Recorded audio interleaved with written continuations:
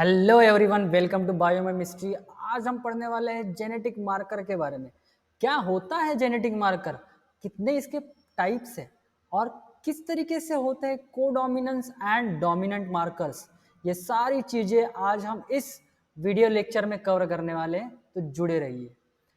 चलिए, हमने स्टेशनरी से कभी ना कभी ये मार्कर लाया होगा और इसका हम यूज किस तरीके से करते हैं, किसी कंटेंट को हाईलाइट करने के इससे करते हैं। ठीक है, तो जब कभी भी हमें लगता है कि इंपॉर्टेंट कंटेंट है तो उस कंटेंट को हम क्या करते हैं, हाईलाइट करके रखते हैं।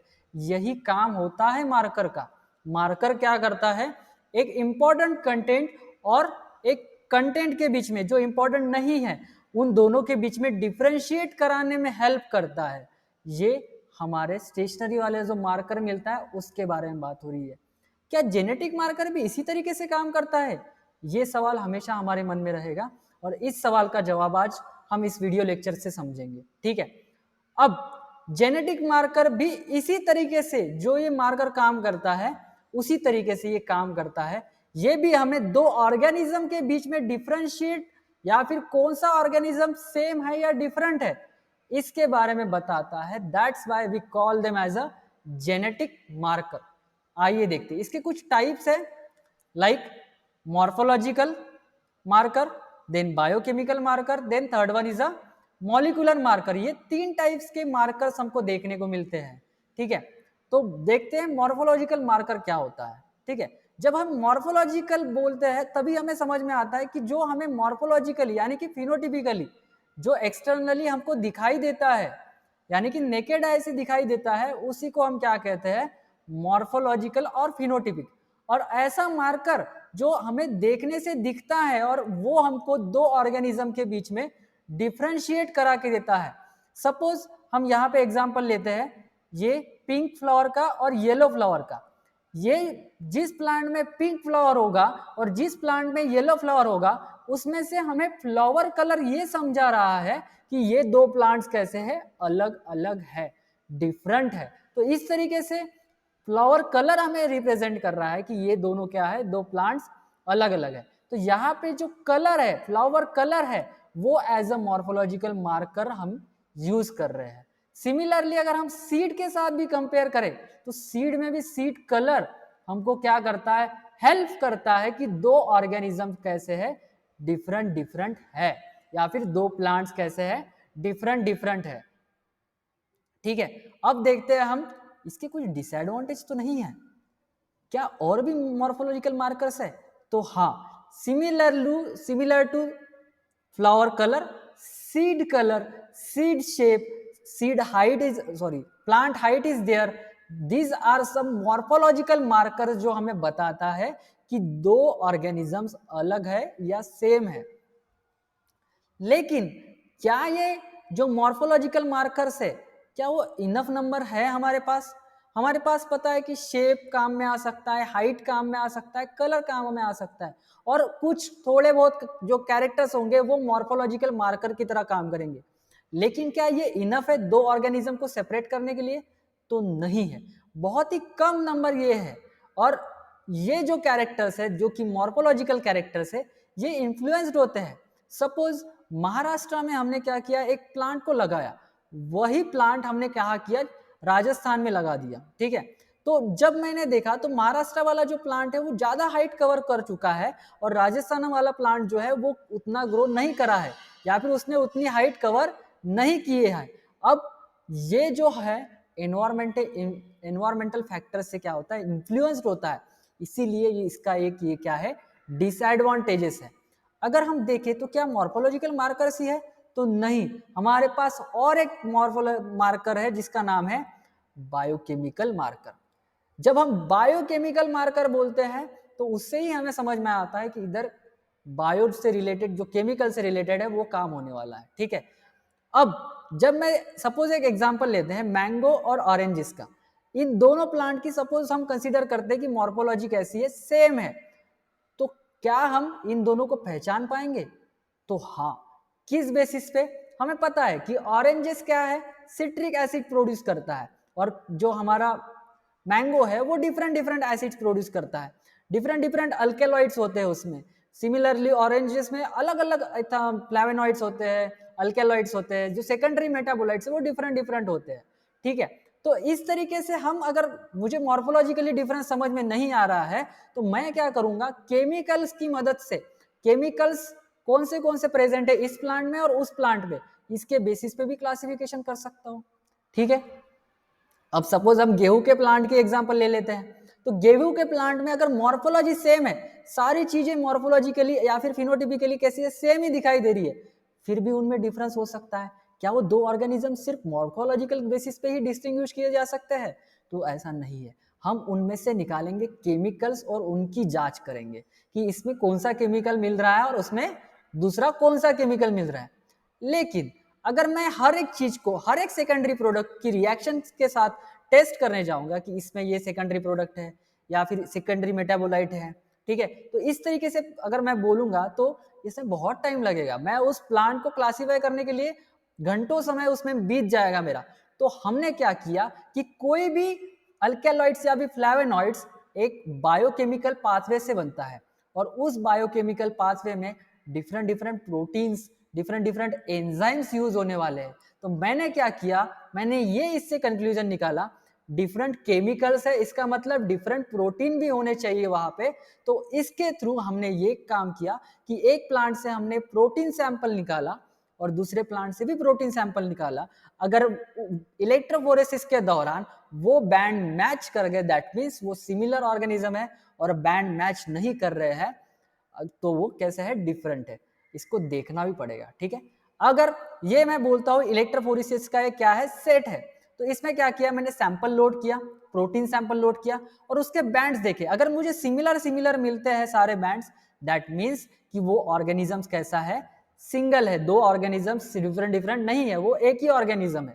अगर मैंने क्या किया, दूसरा ऑर्गेनिज्म लिया, दो ऑर्गेनिज्म लिया, उनके भी अगर मैं प्रोटीन्स जो है उनकी बैंडिंग पैटर्न स्टडी करने गया तो मुझे मिला कि एक का प्रोटीन बैंडिंग पैटर्न अलग है, ठीक है, ये इसके साथ मैच नहीं कर रहा है, यहाँ पे नहीं है, तो ये अलग है। दैट मीन्स प्रोटीन बैंड क्या है, इसका अलग है इससे। इट इंडिकेट्स दैट कि दो ऑर्गेनिजम्स कैसे है, सेपरेट सेपरेट है। तो इस तरीके से होता है हमारा एनालिसिस प्रोटीन के बेसिस पे। अब सिमिलरली और एक एग्जांपल ले लेते हैं आइसो एंजाइम्स का। ऐसे एंजाइम्स जो मेरे बॉडी में भी है और जो मेरे बगल में है उसके बॉडी में भी है, लेकिन वही फंक्शन वो उसके बॉडी में कर रहा है, मेरे बॉडी में भी वही फंक्शन कर रहा है। क्या वो स्ट्रक्चरली सिमिलर है? तो आइसो एंजाइम मतलब वही है कि जिसमें फंक्शनली दो एंजाइम्स तो सेम काम कर रहे हैं लेकिन स्ट्रक्चरली डिफरेंट है। स्ट्रक्चरली मतलब जो अमाइनो एसिड का सीक्वेंस है वो डिफरेंट है। तो हर ऑर्गेनिज्म में ऐसे आइसो एंजाइम्स पाए जाते हैं। तो उसी तरीके से जब हम आइसो एंजाइम के बेसिस पे क्लासिफाई करना चाहे किसी ऑर्गेनिज्म से निकालने के बाद, तो हम सेम लाइक प्रोटीन्स जैसे इलेक्ट्रोफोरेसिस किया था, यहाँ पे भी इलेक्ट्रोफोरेसिस की मदद से क्या कर सकते हैं, समझ सकते हैं कि वो दो ऑर्गेनिज्म सेम है या डिफरेंट है, ठीक है। यहाँ पे हमें पता चल रहा है कि वो दो ऑर्गेनिज्म कैसे है, डिफरेंट है, ठीक है। अब प्रोटीन्स का ऐसे ज्यादा नंबर नहीं होता या फिर जो आइसो एंजाइम है उतने ज्यादा नहीं मिलते हैं हमको। अगर हम बात करें सैंपल कलेक्शन की, किसी से बॉडी से प्रोटीन निकालना, उसका स्टोर करना, ये बहुत ही हेक्टिक काम हो जाता है, इसमें थोड़ा सा दिक्कत आता है।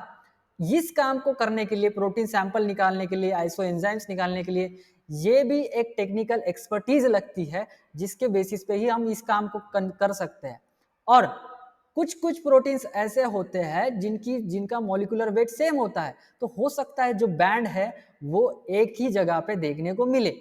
तो इसकी वजह से ये जो हमारा बायोकेमिकल मार्कर है ये भी उतना एफिशिएंट नहीं दिखता है।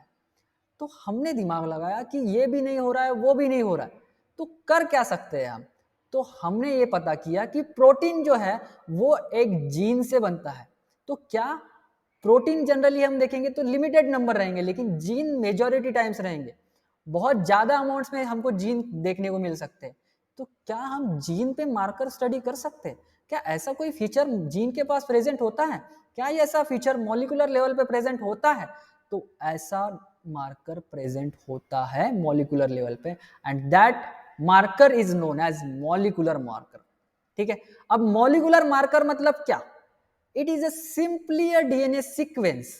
जैसे जीन का सीक्वेंस होता है, ATGC न्यूक्लियोटाइड का, उसी तरीके से मार्कर का भी सीक्वेंस होता है ATGC ही, बट ये कैसा होता है, कोडिंग होता है, जो जीन है वो कोड करता है किसी फंक्शन के लिए, ये जो मार्कर है वो नॉन कोडिंग होता है। अब तुम कहोगे कि हर जीन के पास मार्कर होता है क्या? नहीं, हर जीन के पास मार्कर नहीं होता है, ठीक है। तो इसके और एक थोड़ा सा एग्जांपल ले लेते हैं, इसमें समझ में आ जाएगा, जहां पे भी ये जीन रहेगा उसके साथ साथ ये मार्कर भी रहेगा। Marker is nothing but the sequence which is non coding sequence, ठीक है। तो जीन के बगल में क्या रहेगा, मार्कर रहेगा, जहां पे जीन जाएगा वहां पे, जैसे ही जीन इनहेरिट होगा वहां पे मार्कर भी इनहेरिट होने वाला है। तो इस तरीके से हम क्या करेंगे, मार्कर का यूज करेंगे। क्या हमें एक एग्जाम्पल के थ्रू समझना चाहिए इसको? चलिए समझते हैं। सिकल सेल एनीमिया पता है ये क्या होता है, इसमें एक बीटा जो ग्लोबिन होता है, ये पता है हमको कि अल्फा हेलिकल बीटा ग्लोबिन से प्रोटीन बनता है। तो यहाँ पे जो सिकल सेल एनीमिया है वहां पे जो हीमोग्लोबिन है वो किस तरीके से म्यूटेट हो जाता है ये देखेंगे, ठीक है।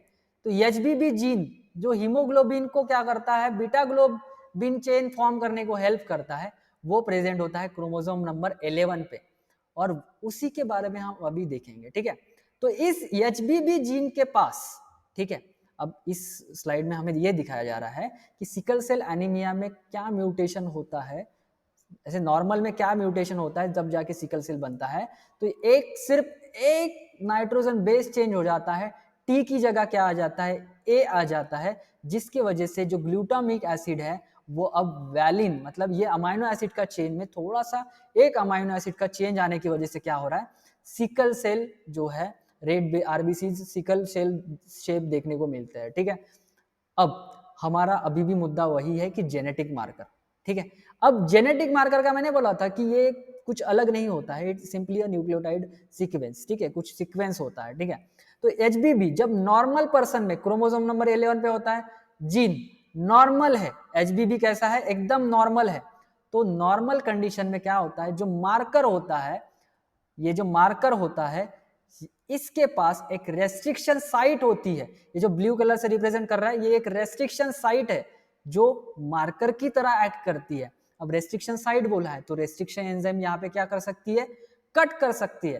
तो देखो ये जो इस नाम की जो एंजाइम है वो क्या कर रही है, डिडेल नाम की जो एंजाइम है उस रेस्ट्रिक्शन एंजाइम के बाद वो वहां पे क्या कर रही है, मार्कर पे जाके या फिर रेस्ट्रिक्शन साइट पे जाके अटैच हो रही है, वहां पे क्या कर रही है, कट फॉर्म कर रही है, ठीक है। अगर वही चीज मैं सिकल सेल एनीमिया के पेशेंट में देखूं तो सिकल सेल एनीमिया के पेशेंट में वही चीज देखोगे तो कैपिटल सी हो गया, और यहाँ पे क्या था, कैपिटल टी है, ठीक है, यहाँ पे कैपिटल सी हो गया। दैट मीन्स यहाँ पे कुछ क्या हुआ है, मार्कर में भी म्यूटेशन हुआ है, ठीक है। तो अब जिस रेस्ट्रिक्शन एंजाइम ने यहाँ पे कट करना चाहिए था वो नहीं कर पाता है, ये उसको रिकॉग्नाइज नहीं कर पाता है और क्या कर देता है, वो कट नहीं फॉर्म कर सकता है। तो यहाँ पे कट होने वाला है क्या, नहीं होने वाला।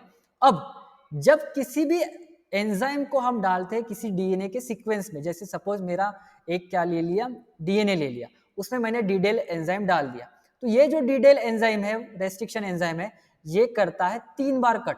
नॉर्मल पर्सन में कितनी बार कट करता है बेटा, 3 बार कट करता है। लेकिन जब सिकल सेल पर्सन जो है, जिसमें सिकल सेल हुआ है, उसमें सिर्फ ये 2 बार कट कर पाता है। क्यों, अब समझ में आया कि जो मार्कर था उसमें भी म्यूटेशन हो गया, जिस वजह से हमें यह समझ में आएगा कि नॉर्मल पर्सन और सिकल सेल पर्सन में क्या डिफरेंस है, ठीक है। तो इस तरीके से हम normal and sickle cell person में क्या कर सकते हैं, डिफरेंशिएट कर सकते हैं, उनको पता कर सकते हैं कि जो सिकल सेल है वो कैसा है और नॉर्मल पर्सन कैसा दिखेगा, ठीक है। तो ये किसके बेसिस पे हुआ, मॉलिक्यूलर मार्कर के बेसिस पे, ठीक है। अगर हम बात करें जेनेटिक मार्कर को भी 2 और कैटेगरीज में डिवाइड किया है, one is dominant marker and another one is a codominant marker. अगर मैं बात करूं डोमिनेंट मार्कर मतलब क्या, सपोज ये पेरेंट 1 है, कैपिटल टी, ये पेरेंट 2 है, small T, capital T small T form होगा F1 जनरेशन में। तो मैं जब पेरेंट का लूंगा मार्कर में, किसी मार्कर में एक मार्कर ले लेते हैं जो डोमिनेंट मार्कर होगा, उस मार्कर में सिर्फ पेरेंट 1 जिसमें डोमिनेंट है वही बैंड शो करेगा। पेरेंट 2 में रिसेसिव है तो ये रिसेसिव का क्या करेगा, बैंड शो नहीं करने वाला, और F1 जनरेशन में सिर्फ मुझे डोमिनेंट का ही बैंड देखने को मिलेगा। अब इस तरीके के मार्कर का एग्जाम्पल है RAPD, AFLP, ये कुछ एग्जाम्पल्स है मार्कर्स के जो डोमिनेंट मार्कर करके यूज होते हैं। अब ये डोमिनेंट मार्कर के बारे में हम आगे की वीडियोस में देखेंगे, लेकिन इतना समझ में आ रहा है कि डोमिनेंट मार्कर क्या होता है, ठीक है। अब मैं बात करूं अगर कोडोमिनेंट मार्कर की, तो कोडोमिनेंट मार्कर में ऐसा होता है कि parent one capital T, parent two small T. उस केस में क्या हो रहा था, डोमिनेंट मार्कर में सिर्फ डोमिनेंट को शो कर रहा था, लेकिन इसमें रिसेसिव को भी शो किया जाता है। और F1 जनरेशन में मिक्सचर है, तो इसमें देखो डोमिनेंट का भी और रिसेसिव का, मतलब बहुत जो अलील्स है वो दोनों के दोनों अलील्स हमको देखने को मिल रहे हैं, ठीक है। और RFLP जो मार्कर है ये इसका एग्जाम्पल है बेटा, ठीक है, इसके बारे में भी हम देखने वाले हैं, ठीक है। अब ये जो डोमिनेंट एंड कोडोमिनेंट मार्कर है इनका यूज कहाँ पे है, ठीक है, चलिए देखते हैं। प्लांट ब्रीडिंग सुना है, हम किसी कैरेक्टर को इंप्रूवमेंट करने के लिए या फिर किसी जीन को उसमें इंसर्ट करने के लिए या फिर डोमिनेंट जीन बनाने के लिए उस प्लांट में, उसके लिए हम क्या करते हैं, प्लांट ब्रीडिंग करते हैं, एक अच्छे कैरेक्टर्स को इंट्रोड्यूस करना चाहते हैं। अगर कोई प्लांट में जो कैरेक्टर है वो रिसेसिव कैरेक्टर है तो हम क्या करेंगे, उसमें डोमिनेंट वाला यानी कि जो जीन एक्सप्रेस कर सकता है वैसा कैरेक्टर डालने की कोशिश करेंगे, ठीक है। तो कैपिटल आर स्मॉल आर, इसका क्रॉस हम इसी के साथ कराएंगे, तो प्योर पेरेंट के साथ ही क्रॉस कराना पड़ेगा। लेकिन ये प्योर पेरेंट मुझे पता कैसे चलेगा, तो इसमें यूज होता है जो हमारे कोडोमिनेंट मार्कर्स है, वो बताता है हमें कि ये प्योर है या नहीं है। पेरेंट प्योर सिलेक्ट करने के लिए प्योर हमें देखना भी तो पड़ेगा कि प्योरली वो इस तरीके से है या फिर ये तरीके से है, कैपिटल आर स्मॉल आर तो नहीं है, हेट्रोजाइगस तो नहीं है, होमोजाइगस डोमिनेंट चाहिए हमें, तो ये वेरीफाई करता है हमारा डोमिनेंट एज वेल एज कोमोडोमिनेंट, हमारा जो मार्कर है वो हमको वेरीफाई करता है। समझ में आ रहा है, तो इस तरीके से होता है वेरिफिकेशन, और इस तरीके से हमारे जो डोमिनेंट एंड कोडोमिनेंट मार्कर है वो यूज होते हैं। Thank you very much.